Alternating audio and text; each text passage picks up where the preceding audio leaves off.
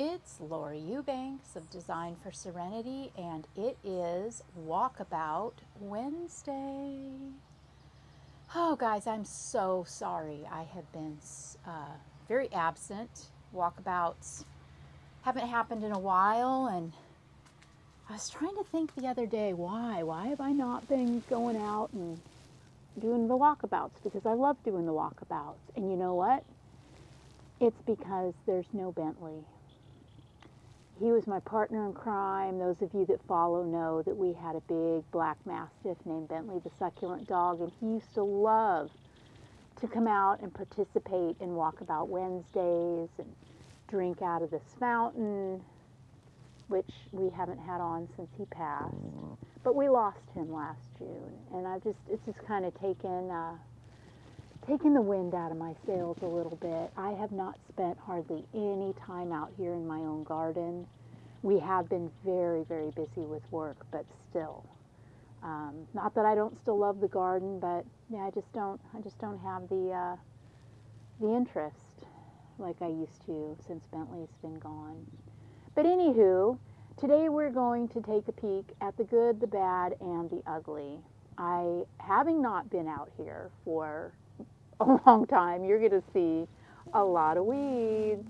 I need to get out here and weed, and I really am looking forward to doing that because I have a orange tree in the corner that is prolificating with blooms, and it smells amazing. This guy, this is my look at the little variegated Echinopsis that I got from Waterwise Botanicals about a year ago. And, we weren't sure, is it dying or is it variegated? But we decided it is definitely alive. But it also looks a little suspect, doesn't it, right here?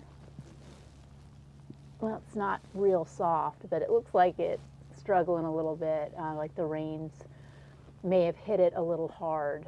But we'll see. We'll see how it goes. The Petalanthus bracteus, I've been watering this, and it is, feebly starting to leaf out. But, I think it's going to be another month or so before it really gets its legs. My little collectibles are looking pretty cute. Yeah, happy with that. And again, the milii in my garden just never stops.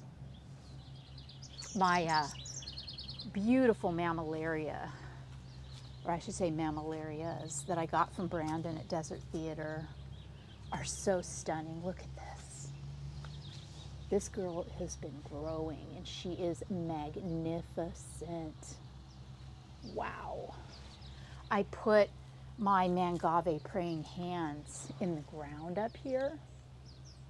I had a bloomed out mangave silver fox, and it's starting to take off, starting to grow. So that makes me very, very happy. I really think right now the star of the show out here is this pink witch aeonium. Really, I mean, look at that.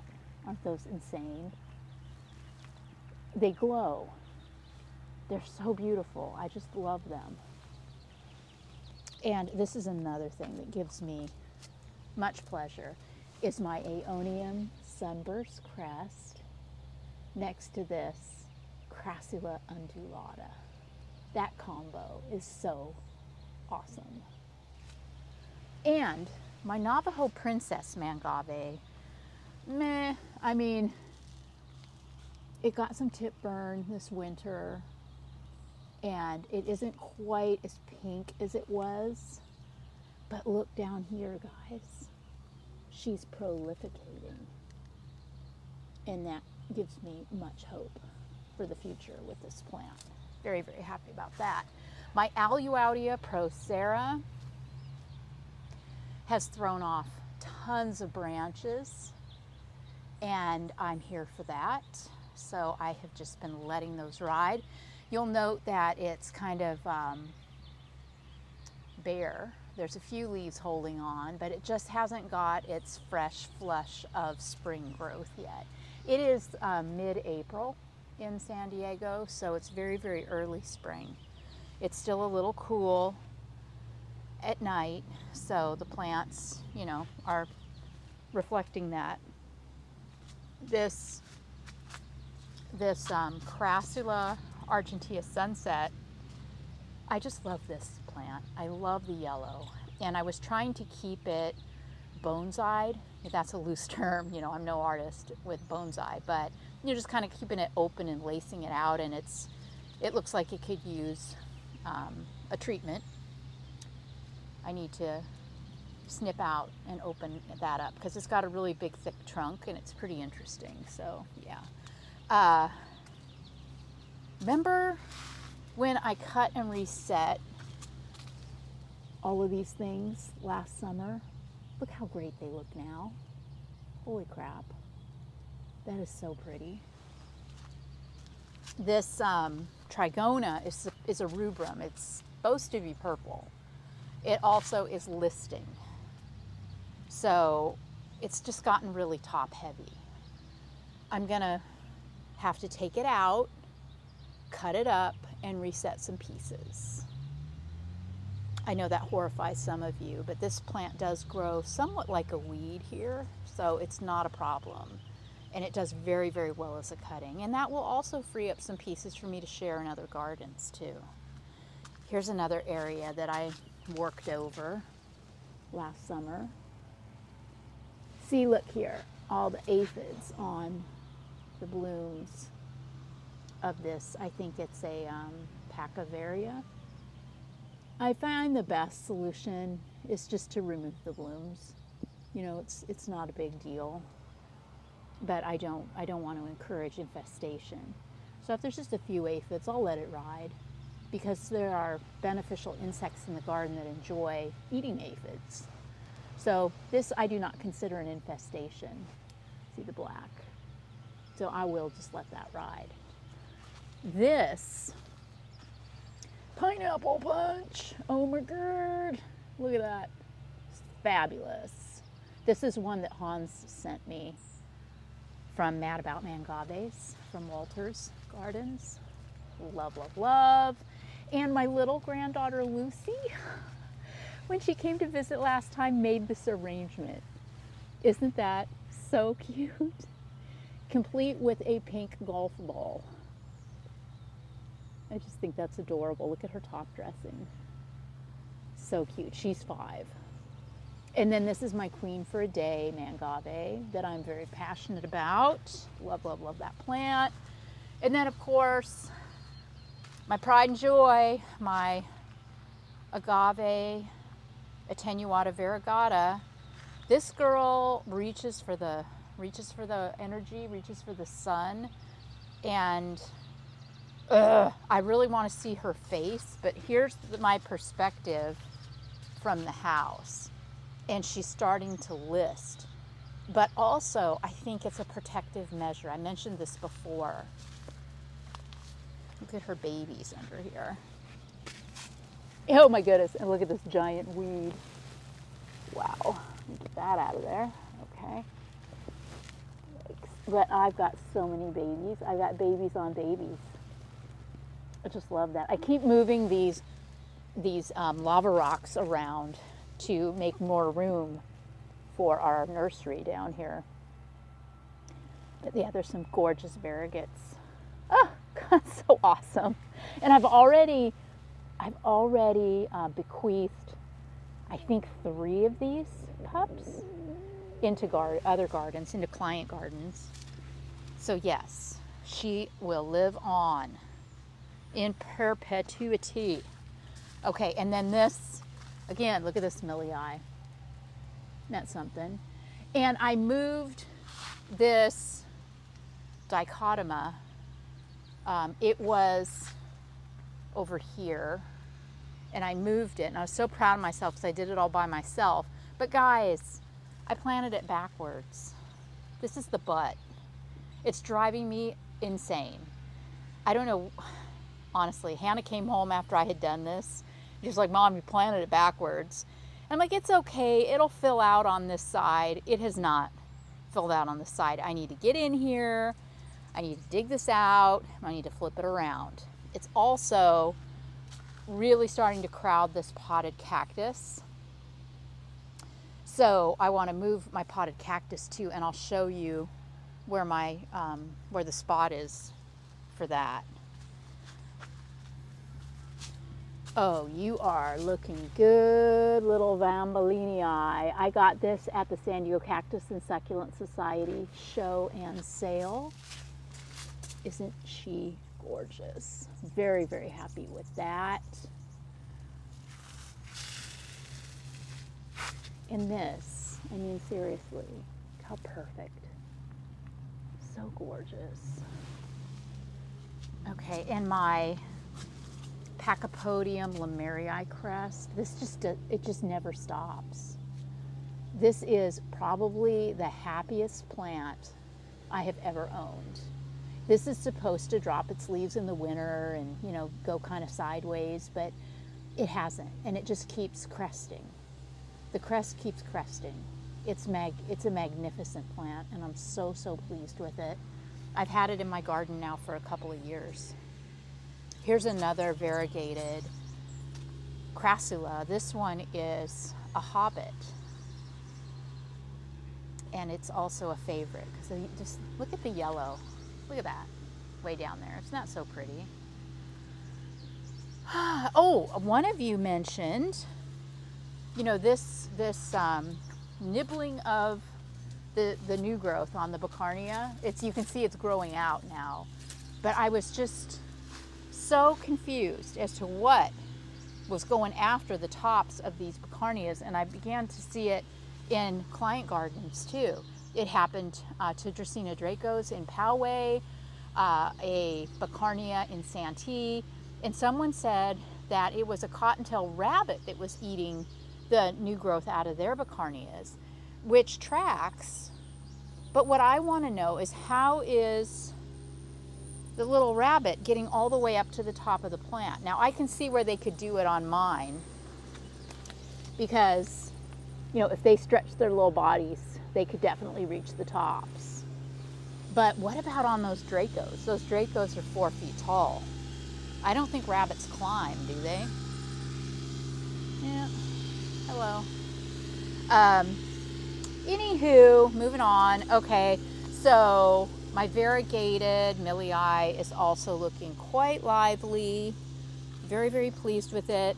Right here, this hot mess of a spot is where I took out my aloe Wickensii and I planted it in a garden in Coronado because it was just getting way too big for my yard.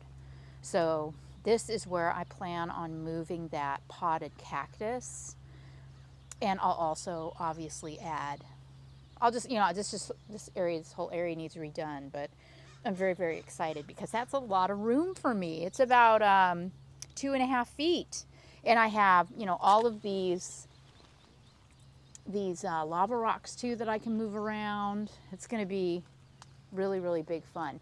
This this area over here, look at my Tongaensis, guys. Wow, it'll be 3 years in August, and this tree has probably gotten 4 times its original size. It was a 15-gallon. Now it would be I mean, you couldn't even transport this anymore. This thing has to be 6 feet wide at least, maybe more. And look at my ghosties. Ghosties run amuckus. It's crazy. And I've cut these way back a couple of times. And my little tiger jaws, look at this. I never liked this plant. I don't know why not. And one of my clients in Pasadena is growing it in full sun in pots, and I've always admired it. I've always admired how tough it is, because I mean, it gets hot in Pasadena in the full sun in these little terracotta pots, and it just always looks so good. So I thought, I'm gonna put some in. And I have been so happy with this. It's really quite lovely, isn't it? And it gets really, really pretty big yellow flowers too. I'm sorry, I'm digressing in that I'm pulling weeds as I talk. Okay, I'm gonna stop. All right, moving on around. Victoria Reginae compacta, looking good. My aloe plicatilus, happy with that. Also thinking about taking this snow leopard out from under the Tongaensis. I really want to see the caudix of this plant now that it's getting so majestic. And this is not the best spot for this plant. I mean, don't get me wrong, it's happy, but it's also too protected. It's in too much shade, and so I don't get the great coloration I would really like to see in it. So yeah, thinking about, wonder if this would work over where the Wickensii was. Yeah, I could move this over there and that blue potted cactus. Oh, that's a great idea. Thank you guys for inspiring me. Okay, and then this corner, this is my oldest compacta, and it's kind of weird now, you know. I mean, it's still compact, but it's gotten tall, and I keep thinking, oh, it's going to bloom, but it doesn't, thank God. But isn't that interesting how that's gotten so tall? This Myrtillo cactus, I just kind of put it here in the corner as kind of put it in a holding pattern because I didn't have the right pot for it. And I wouldn't have thought that this would have done well in the ground. I would have thought that it might struggle. It's very sunny right here too, and also this corner, you know, tends to get a little wet. If I water, all the water kind of runs down to the bottom. But it has been so happy here for a couple of years, so I'm gonna let it ride. My Ruchia, you know, is getting ready to ruche. And then I have this beautiful stand of Hermsii, Ruby Slipper, and then my Agavoides, which I need to deadhead. See, all the blooms have pretty much been spent. Look at that giant weed right there. Oh my gosh. Yeah, and then another perspective. So yeah, you can really see that Laura needs to get out here and deal, right? And I shall. Meanwhile, this corner is looking pretty good. I moved this is my red wing, or one of my Mangave red wings, and it was big and it had some babies. So I took the big one off and put it in the Fullerton garden, and then planted one of the pups here, and it's doing what it does. The lemon tree gave off, I had like 50 or 60 lemons. It's been fabulous, and I still have a few left on the tree, and she is just getting ready to go off too. See all those buds? I've got a lot of buds. I've been feeding her regularly with an organic fertilizer, Espoma Citratone, which I get at the box store. And then the grapefruit, check this out, guys. Huh? Right? How exciting is that? And look at all this leaf. There's not much tree left. The ghosties in the pot have really eaten the tree. Look at the ghosties. This is a very dead branch that I need to sawzall off. But all this growth back here, that's awesome. I love that. I'm good with that. And then look at my little rat tail. Super cute. It's grown a lot since I put it in here about a year ago. And yeah, that pretty much concludes the tour, right, for today.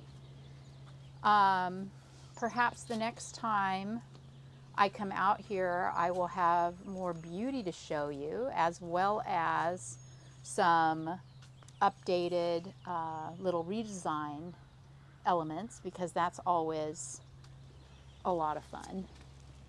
And it doesn't matter how big or how small your garden is, there's always stuff to do, and you can always reinvent it and move things around and do different combinations. It's how you learn and how you grow and how you play, right, as a succulent gardener.